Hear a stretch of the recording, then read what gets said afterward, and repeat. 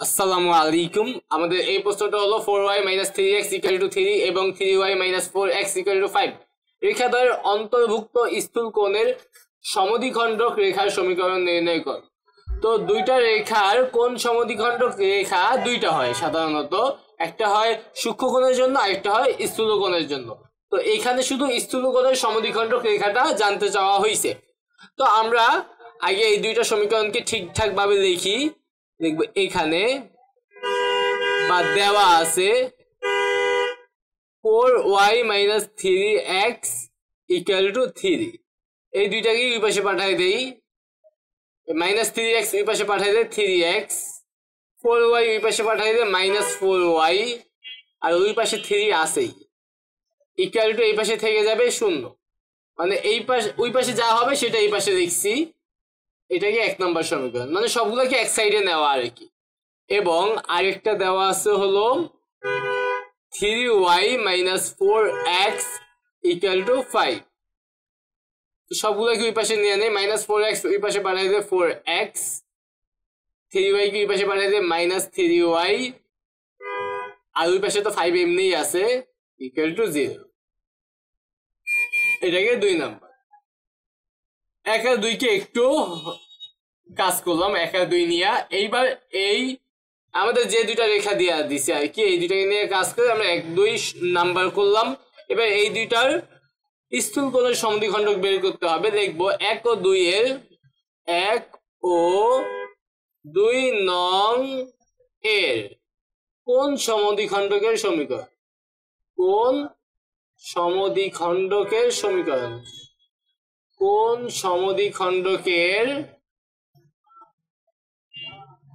সমীকরণ। আমরা সমীকরণটা লিখব। আমরা জানি যে এখানে 3x - 4y + 3 যা আছে তাই লিখতে হবে, তবে ডিভাইডেড বাই y এর এটা বেশি বড় হয়ে গেছে, ডিভাইডেড বাই x এর সহগ যোগ y এর সহগ, তবে ইকুয়াল টু প্লাস মাইনাস। এবার দ্বিতীয় সমীকরণের জন্য 4x - 3y + 5, আর নিচে হবে √4² + -3²। তো এটাকে একটু ক্যালকুলেশন করতে পারি। সেটা হলো এমন যে 3x - 4y + 3, এখানে 3 কে স্কয়ার করলে 9, -4 কে স্কয়ার করলে 16, 9 আর 16 25, 25 কে রুট করলে হবে 5, তারপর প্লাস মাইনাস 4x - 3y + 5, এখানে 4 কে স্কয়ার করলে 16, -3 কে স্কয়ার করলে 9, 9 আর 16 25, 25 কে রুট করলে 5। উভয় পাশেই দেখতেছি নিচে 5, তাহলে 5 5 কাটা দিয়ে দেই। 4y + 3 = plus minus 4x - 3y + 5। একটা ব্র্যাকেট ইউজ করতে পারি চাইলে, তাহলে দেখতেও ভালো লাগবে। এখন প্লাস মাইনাস একটার জন্য স্থূল কোণ আর একটার জন্য সূক্ষ্ম কোণের জন্য সমদ্বিখণ্ডক সমীকরণ। এখন আমাকে আগে বুঝতে হবে, আমাকে যেহেতু স্থূল কোণের সমদ্বিখণ্ডক বের করতে বলছে, তাহলে আমাকে বুঝতে হবে প্লাস ব্যবহার করতে হবে না মাইনাস ব্যবহার করতে হবে। এক্ষেত্রে আমরা জানি a1 লিখবা এখানে এখন, বা আমরা জানি বা এখানে, আমরা জানি না লিখা এখানে লিখি বা এখন a1 a2 + b1 b2 = a1 বলতে আমাদের প্রথম সমীকরণের x এর সহগ। আমরা সূত্র বলছিলাম যে a1 x প্রথম সমীকরণকে a1x + b1y + c1 বলছিলাম, আর দ্বিতীয় সমীকরণকে বলছিলাম a2x + b2y + c2 = 0। মানে প্রথম সমীকরণের x এর সহগ হলো a। এক কথায় আমাদের যে দুইটা সমীকরণ আছে সেই দুইটা সমীকরণে x এর সহগগুলাই হলো একটা a1 আর একটা a2, আর y এর সহগ হইল একটা b1 আর একটা b2, আর ধ্রুবক দুইটা একটা c1 আর একটা c2। তো আমাদের a1 a2 লাগবে। একটা সহগ দেখতেছি 3 আর একটা সহগ দেখতেছি কত 4, তাহলে 3 × 4, তাহলে একটা হলো 3 আর একটা হলো 4, তো প্লাস দিয়ে b1 b2 তাহলে b1 y এর সহগ দেখতে হবে, একটা সহগ হলো -3 আর একটা সহগ হলো একটা সহগ -4 আর একটা সহগ -3 -4 -3 তো এখানে হইতেছে এখানে 12 প্লাস এখানে হইতেছে 12 তার মানে 24 আর 24 কি শূন্য থেকে বড় তার মানে শূন্য থেকে বড় হইলে আমরা জানি প্লাস চিহ্ন ব্যবহার করে স্থূলকোণ পাওয়া যাবে লিখবো এখানে অর্থাৎ লিখে দিলাম অর্থাৎ গল্প লেখা লাগবে না প্লাস চিহ্ন ব্যবহারে একটু দেখাইতে হবে ব্যবহারে যখন আমার a1 a2 plus b1 b2 শূন্য থেকে বড় হয়েছে তখন প্লাস চিহ্ন ব্যবহারে আমরা জানি স্থূলকোণের সমদ্বিখণ্ডক পাওয়া যায় প্লাস চিহ্ন ব্যবহারে স্থূলকোণের সমদ্বিখণ্ডক পাওয়া যাবে সমদ্বিখণ্ডক পাওয়া যাবে এটা লিখে নেব শূন্য থেকে বড় হয়েছে দেখে প্লাস চিহ্ন ব্যবহার করে স্থূলকোণের সমদ্বিখণ্ডক পাবো তাহলে আমরা প্লাস চিহ্ন ব্যবহার করবো 3y - 4y 3x - 4y plus 3 equal to plus চিহ্ন ব্যবহার করবো 4x - 3y প্লাস 5 আমরা ঠিকঠাক বসাইছি কিনা দেখি নেই হ্যাঁ প্লাস চিহ্ন ব্যবহার করছি এইবার আমাদের সব এপাশ ওপাশ করবো আমরা এই সবগুলোকে এই পাশে পাঠিয়ে দেই 4x এই পাশে পাঠিয়ে দেই -4x তাহলে এখানে হবে -x -3y এই পাশে পাঠিয়ে দেই +3y + 3y আর এখানে আছে -4y তাহলে হবে -y এই 5 এই পাশে পাঠিয়ে দেই -5 তাহলে 3 আর -5 মানে -2 0 তাহলে সবাইকে আমরা মাইনাস দিয়ে গুণ করে দেই তাহলে x + y + 2 = 0 আর এইটাই হবে আমাদের স্থূলকোণের সমদ্বিখণ্ডকের সমীকরণ আমাদের এই প্রশ্নটা হলো 3x + 4y - 6 = 0 2x + 3y - 8 = 0 রেখাদার অন্তর্গত স্থূলকোণের সমদ্বিখণ্ডক x অক্ষের ধনাত্মক দিকের সাথে যে কোণ উৎপন্ন করে তা নির্ণয় করো আগের প্রশ্নের মতোই একদম দেখো প্রদত্ত সমীকরণ বা দেওয়া আছে যেটাই দেখো প্রদত্ত সমীকরণ 3x + 2y - 6 = 0 এটাকে আমরা 1 নাম্বার দিয়ে রাখি কিছুই করা লাগবে না ডান সাইডে শূন্য আছে আরেকটা হলো 2x + 3y - 8 = 0 এটাকে আমরা 2 নাম্বার দিয়ে রাখলাম এবার এই দুইটা লিখব 1 ও 2 এর 1 ও 2 নং এর কোন সমদ্বিখণ্ডক কোন সমদ্বিখণ্ডক এর সমীকরণ তো প্রথমে 1 নাম্বার এটা লিখি 3x + 2y - 6 divided by √x এর সহগ আছে 3 তাহলে 3² যোগ y এর সহগ আছে 2 তাহলে 2² ইকুয়াল টু এখানে প্লাস মাইনাস এই সমীকরণ আছে 2x + 3y - 8 √x এর সহগ 2 তাহলে 2² y এর সহগ 3 তাহলে 3²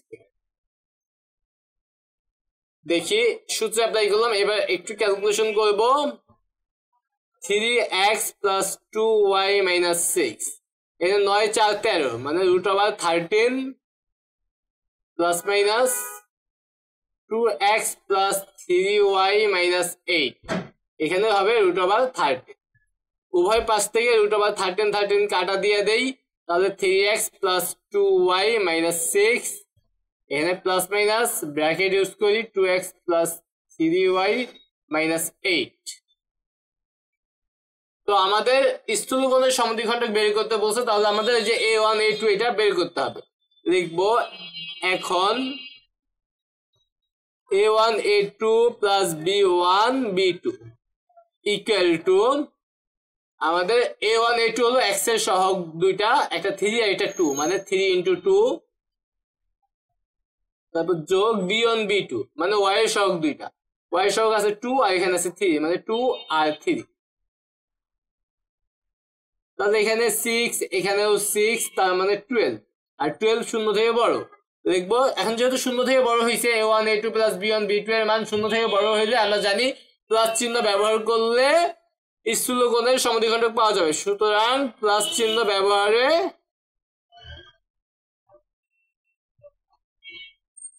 স্থূলকোণের সমদ্বিখণ্ডক পাওয়া যাবে। স্থূলকোণের সমদ্বিখণ্ডক পাওয়া যাবে। সমদ্বিখণ্ডক পাওয়া যাবে। আমরা প্লাস চিহ্ন ব্যবহার করব। 3x plus 2y minus 6 plus চিহ্ন ব্যবহার করলে চিহ্নের কোনো পরিবর্তন হয় না। এই ব্র্যাকেট আর দেওয়া লাগবে না আর কি। এবার এটাকে ক্যালকুলেশন করব, সবগুলা এই পাশে পাঠাই দেই, বাম পাশে 2x এই পাশে আসলে মাইনাস 2x, তাহলে 3x থেকে মাইনাস 2x মানে x, 3y এই পাশে আসলে মাইনাস 3y, আর এখানে আছে প্লাস 2y, তাহলে মাইনাস y, তারপর এই মাইনাস 8 এই পাশে আসলে প্লাস 8 আর মাইনাস 6 মানে প্লাস 2, 0। তো এইবার আমরা কি করতে পারি, বলছে এই রেখাটা আমাদের সমদ্বিখণ্ডক রেখাটা x অক্ষের ধনাত্মক দিকের সাথে কত কোণ উৎপন্ন করে।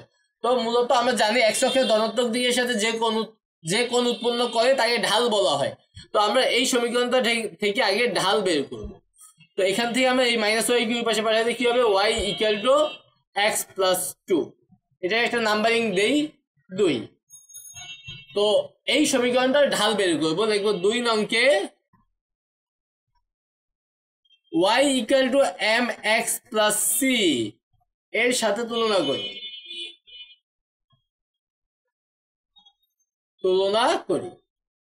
আমরা একটা সমীকরণের সাথে মানে রেখার সমীকরণের সাথে তুলনা করলাম। এখানে x এর সহগ m, এখানে x এর সহগ কত 1, তাহলে m ইকুয়াল টু কত 1। এবার লিখবো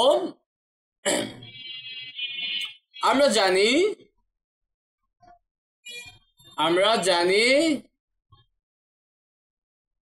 x অক্ষের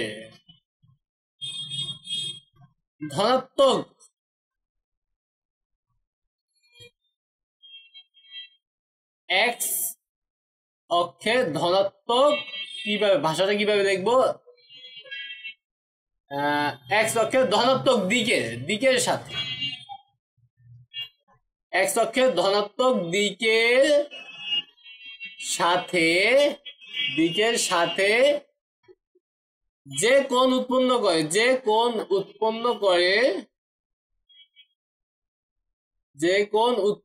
করে দেখতে পাই। আমরা জানি যে কোনো রেখা x অক্ষের ধনাত্মক দিকের সাথে যে কোণ উৎপন্ন করে তার ট্যানজেন্টের পরিমাণকে, ট্যানজেন্টের মানকে ঢাল বলে।